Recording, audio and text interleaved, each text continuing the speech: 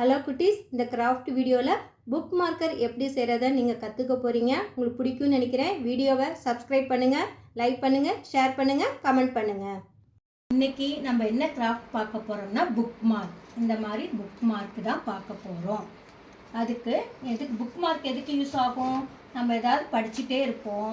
அப்போ என்ன பண்ணுவாங்க, அம்மா கூப்பிடுவாங்க, இல்லாட்டினா உங்களுக்கே ஒரு ஸ்நாக்ஸ் சாப்பிட்ணுன்னு இருப்போம். அப்போது டக்குன்னு மூடி வச்சுட்டு போயிடுவீங்க. அதுக்கு இந்த புக் மார்க் இருந்தால் நம்ம இப்படி வச்சுட்டு போயிட்டா அப்புறம் ஈஸியாக எடுக்க நமக்கு ஈஸியாக இருக்கும். எந்த பேஜ் படிச்சுட்டு இருந்தோம், எந்த பேஜில் எழுதணும்னு தெரியும். அதுக்கு என்ன பண்ணணும்னா, இந்த மாதிரி புக் மார்க் செய்கிறதுக்கு நம்ம 10 சென்டிமீட்டர் x 10 சென்டிமீட்டர் ஒரு ஸ்கொயர் பேப்பர் எடுத்துக்கிறீங்க. அதை இப்படி ஃபோல்ட் பண்ணணும். ஃபஸ்ட்டு ஒரு ஹாஃபாக ஃபோல்ட் பண்ணிக்கோங்க.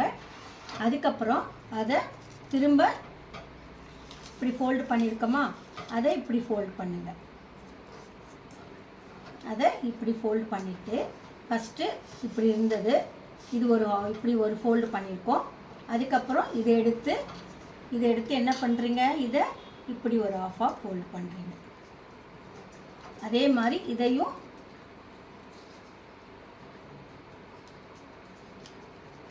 ஃபோல்ட் பண்ணுறீங்க. இப்படி இது ஃபோல்ட் பண்ணிவிட்டு இதை இதுக்குள்ளே இன்சர்ட் பண்ணுறீங்க.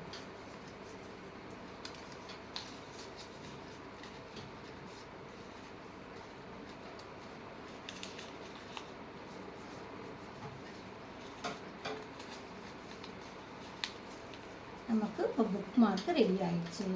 நீங்கள் என்ன பண்ணுறீங்க, இப்போது இது ட்ரா பண்ணிக்கலாம். இதில் ஐஸ் ட்ரா பண்ணுறீங்க.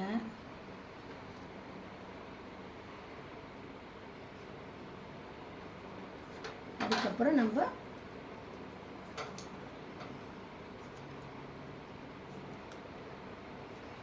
ட்ரா பண்ணிவிட்டு இங்கேயே நம்ம ஒயிட்னர் வச்சு போடலாம், இல்லை என்ன கலர் வேணுமோ நீங்கள் யூஸ் பண்ணிக்கலாம். இப்போது நம்ம புக் மார்க் ரெடி ஆயிடுச்சு.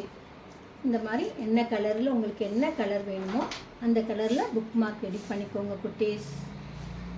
தேங்க்யூ.